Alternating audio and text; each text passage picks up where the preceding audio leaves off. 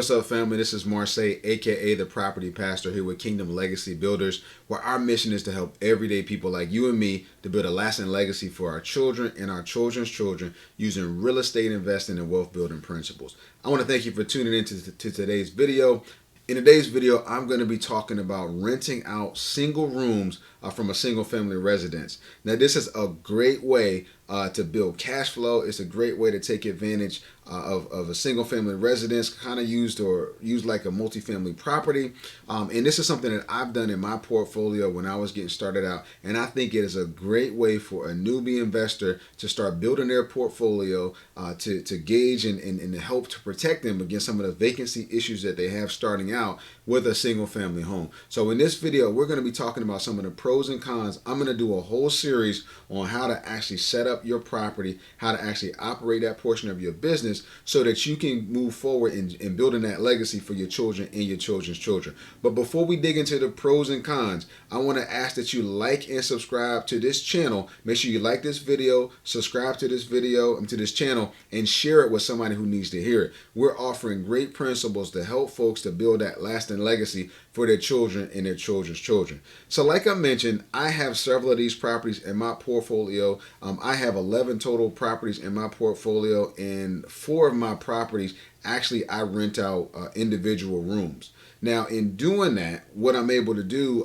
through that is almost operate a single family house kind of like a multifamily property. So I'm getting a little bit of the best of both worlds. Now, before you think that this is the greatest thing since sliced bread, I want to actually break down some of the pros and some of the cons. Now, in this series, again, we are going to go over how do you find the tenants, how do you do the operations, what are the kind of house rules that you want to set up and put in place. But this very first video, I want to talk all about some of the pros, some of the cons, so that you can decide whether or not this investment vehicle is right for you.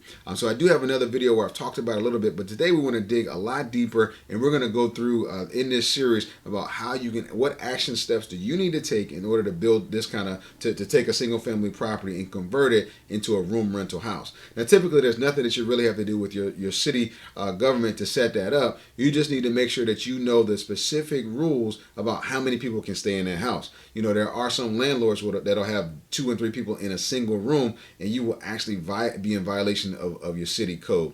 Where I live, one city you can do 4 people, another city you can only do 3.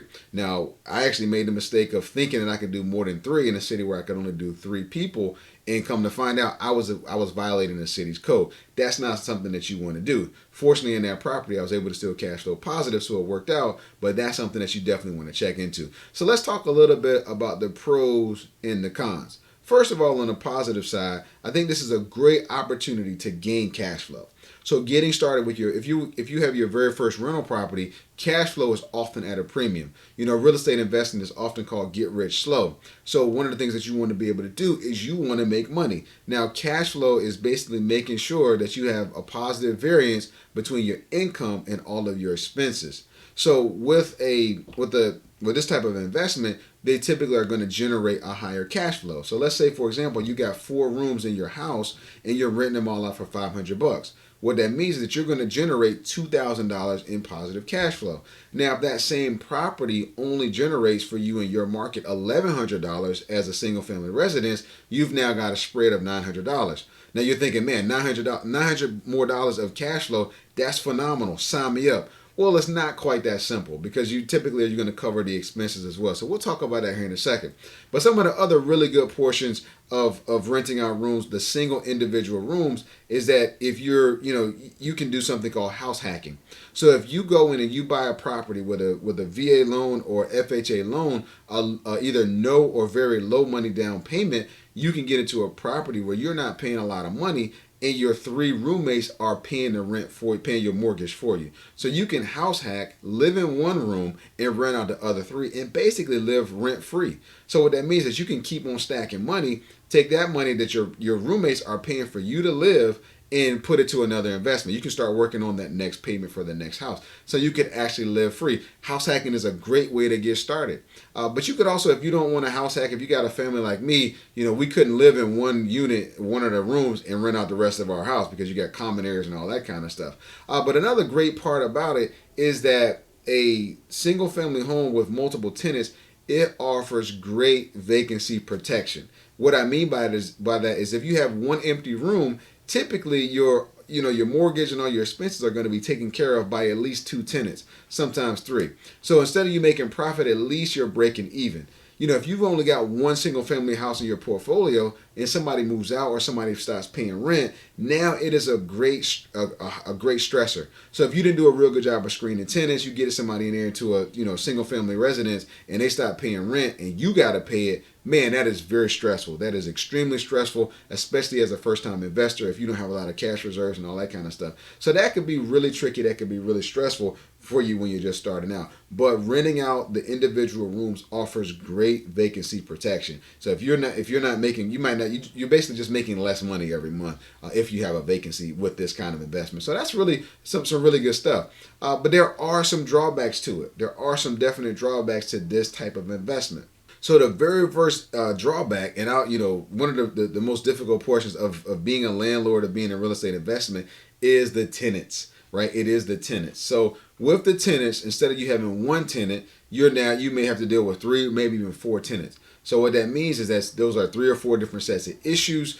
There are three or four different personalities, and all of those people are sharing a common space. Now, they may be renting their own room, but most likely they're going to be utilizing a common bathroom area. They're going to be utilizing a common kitchen area. They're going to be utilizing, even common parking areas at times. So if you remember when it was like to have roommates back in college, or if you've ever lived with somebody, even your siblings, you remember what it was like to fight over a bathroom. Somebody might leave hair in the sink. Somebody might leave the seat up in the toilet. Looking in the refrigerator, they're gonna be worried about, who took my takeout, who ate my Chinese food, all that kind of stuff, and all of it can lead to drama. So if you're living in one room and you've got three complete strangers in the other three, and they don't get along, and you're the landlord, you're gonna hear about all of it, right? So tenant issues can really be tricky. They can really be a headache. Another thing in this day and age during the pandemic is COVID, right? So if you have a common space with COVID-19,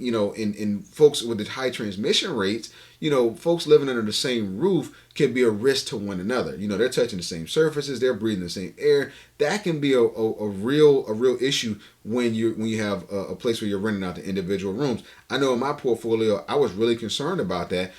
Thankfully, we didn't really have a lot of issues with that. Our property manager went through and talked to everybody and stressed to them the importance of wearing their masks when they weren't in their rooms and things like that. But that is definitely a consideration.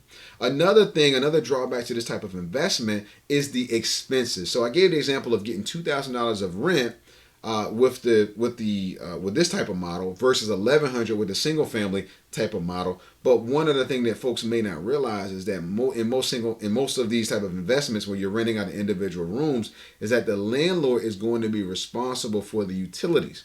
Right, so if you were renting it out to the single family homeowner, they got to get their own power, their own cable, their own water, all that kind of stuff. But in this type of model, the landlord typically will carry that. Now you can set it up where they've got to divide all the utility payments up. That typically turns out to be a big headache and a big nightmare. So usually, for simplicity's sake, the landlord often pays for the expenses. So it's not all pure profit. And what I found is if I would typically clear about $300 from a single family home, with this type of investment, I'm going to clear usually about 6 to 7. So I'm definitely making more, but you just got to recognize that you have to carry the expenses. Now, if you have a kind of property that has, inefficient heat, which I have a few that I've had to do work on those to upgrade those type of units, but your utility bills can skyrocket real fast. And folks are taking, 4 times the number of showers. They're using, 4 times, a lot more electricity. All those kind of things, they're going to drive your expenses up. And they're not paying for it, so they're not going to be worried about cutting lights off. They're not going to be worried about, if they leave the water running or whatever, they're not going to really worry about that too much. So your expenses can definitely go up.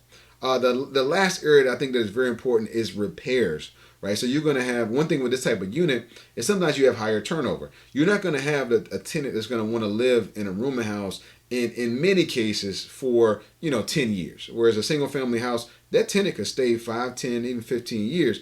But when you rent out individual rooms, that's not always the case. So you're going to have higher turnover. You're going to have more repairs. You're going to have more wear and tear on that room, right? So in that room, if you got carpet, that carpet may have to be replaced more. The paint may have to be done more. And it's oftentimes not that efficient to go in and just have one room painted, right? If you got a painter coming in, you want them to just do the whole job. But if you just have a room here and there, they may be charging you trip fees and gas fees and all that kind of stuff. So just getting a single room painted can also be more expensive, or replacing carpet at one time can be more expensive. So typically with this type of unit, there is more wear and tear. If you are providing things like amenities like washer and dryer, you got to recognize that people in the house are not going to be drooping up their laundry, right? They're gonna go and they're gonna, if I'm doing my laundry, so that washer and dryer could run multiple times a day, right? And in it, that washer and dryer is gonna take a beating, right? So one of the things with this type of unit is that you tend to go through appliances faster,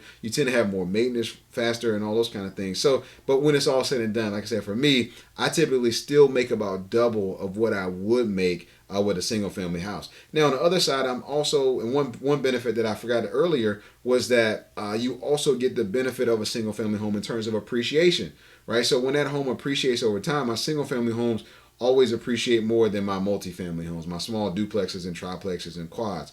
So I do get that benefit. I just refinanced a single family house and it appreciated like crazy. And the other part of it is you can always convert it back, right? You can always convert it back from this kind of unit to just rent it to a individual renter. You can sell it very easily, all of those kind of things. So I think it's a great model. Like I said, if you're starting out, it's a great way to start with your first, your second, or even your third investment. It's helped me tremendously. It helped me to scale my portfolio. So I wanted to just share that information with you. We are going to be dropping more videos. We're going to give you practical tips, how to set the property up, what the ideal tenant looks like, and a whole lot of other great goodies. So I want to make sure you like and subscribe. If you haven't subscribed yet, make sure you subscribe now. Share this video with somebody who needs to hear it. You got somebody who's looking for their first rental property. This is a great way to get started. Hope this has been a benefit to you. Hope it's been a blessing. I love you guys. Can't wait to see you again soon. We will see you in the next video. God bless you guys. Love you much. This has been Marseille, the property pastor, signing off.